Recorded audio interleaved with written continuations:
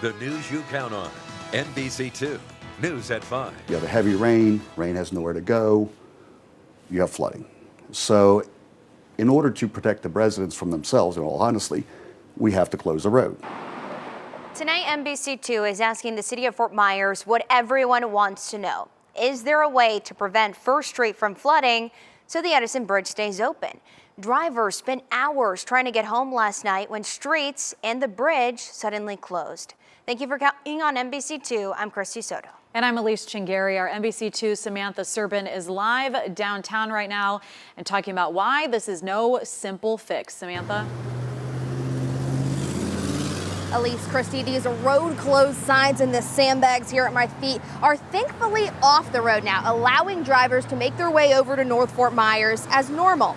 Yesterday, the city tells me this area had anywhere from 1 to 3.5 feet of water.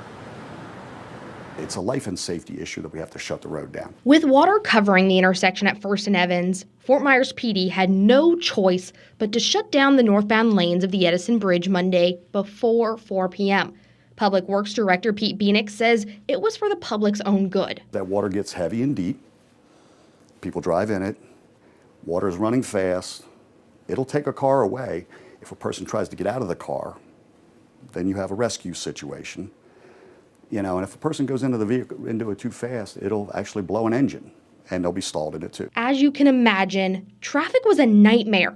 Tiffany Bragg stuck on Palm Beach Boulevard for hours trying to make it to I-75. The traffic was horrible.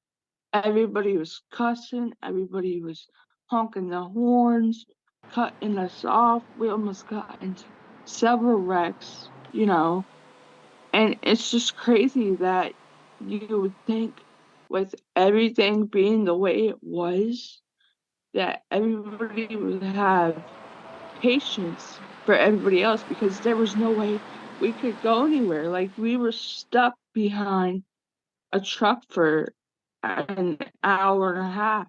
Looking at the bright side, one lane on each side of the Caloosahatchee Bridge is supposed to reopen next week, which will hopefully ease the issue if flooding happens again this hurricane season. Bieniek says they're also eyeing any ideas at a long-term fix. Our staff is talking to FDOT, because that is an FDOT road, to see what there is that we can do to improve it. Those type of improvements are not something that's going to happen tomorrow. And we've seen flooding here before, but not quite as bad as yesterday in a while. I'm told that's because not only did we have a lot of rain, but it came at an unusually high tide, which just meant that the sewers were not able to drain the water like they're supposed to. I'm live and local in downtown Fort Myers. Samantha Serbin, NBC2.